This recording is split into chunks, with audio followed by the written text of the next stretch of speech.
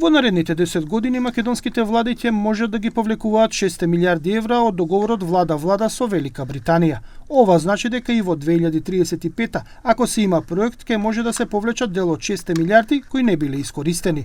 Овој рок може да биде продолжен. Во моментов има најава за неколку проекти во висина од 2,2 милиарди евра, и тоа се брзата пруга Гевгелија-Табановце и болниците во Штип, Кичево и Тетово.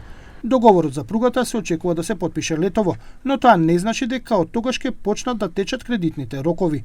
Еве што се предвидува со договорот, кој во вторник ќе се најде пред пратениците во собранието.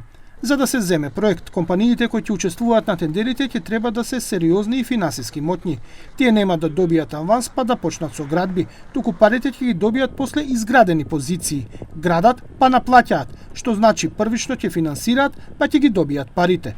Во основа, владата сака да постигне што подоцна да се повлече првата рата, за да не им тече рокот за отплата.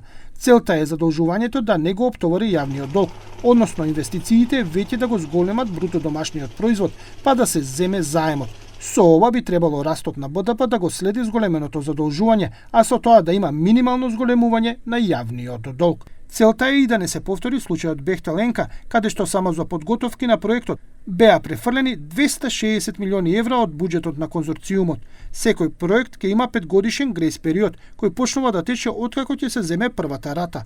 Во овој период, според информациите на ТВ21, нема да тече камата на кредитот. Таа почнува да се пресметува по завршување на грејс периодот. Каматата ќе се утврдува по принципот 6-месечен Еур-Ибор плюс одреден дополнителен процент.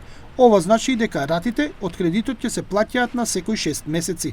Променливо во каматата е единствено Еуро-Иборот. Според информациите, ако кредитите се на пократок рок, каматата ќе биде пониска, додека ако се на подолг ќе биде повисока. Целта е да се има пократок период на кредитирање за да се има поголем обрт на средства и поголема ликвидност.